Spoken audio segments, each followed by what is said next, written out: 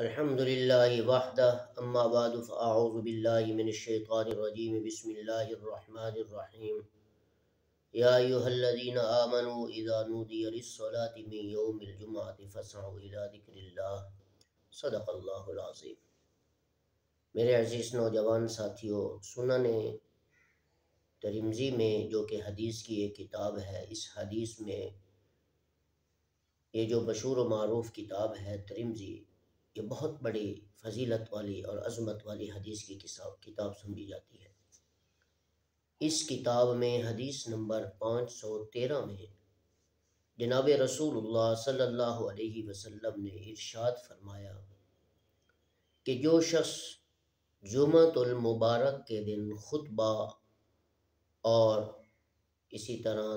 نماز کے دوران لوگوں کی گردنیں پھلانگے گا تو گویا کہ اس شخص نے جہنم تک پہنچنے کے لیے اپنے لیے ایک پل تعمیر کر لیا ہے، اور اسی پل پر چل کر وہ جہنم میں داخل۔ اس بات کی طرف ذرا غور کریں کہ رسول اللہ صلی اللہ علیہ وسلم نے کیا فرمایا۔ اسی طرح آج کل ہو رہا ہے کہ جو نمازی جمعۃ المبارک کے دن دیر سے آتا ہے، وہ کوشش کرتے ہیں کہ میں ممبر تک پہنچوں اور خطیب کی بات سنوں، تو وہ پہلے کیوں نہیں آ سکتا تھا؟ دیر سے آتے ہیں اور لوگوں کو کراس کر کے آگے پہنچنے کی کوشش کرتے ہیں، جو پہلے سے موجود ہوتے ہیں اس کو تنگ کرتے ہیں، کبھی اس کو ٹانگ لگا دی، کبھی اس کو ہاتھ مار دیا، کبھی ادھر، تو سب لوگوں کی توجہ ختم ہو جاتی ہے۔ تو رسول اللہ صلی اللہ علیہ وسلم نے فرمایا جو اس طرح نمازی دوران لوگوں کے، یعنی نماز کے دوران یا خطبے کے دوران اگر ایسا آدمی حرکت کرے گا،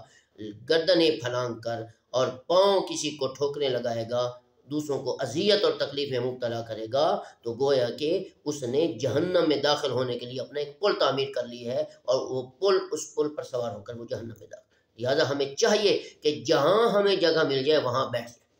کیونکہ پہلے لوگ موجود ہوتے ہیں تو ہمیں چاہیے پہلے آ جائیں تاکہ دوسروں کو تو تکلیف میں مبتلا نہ کریں۔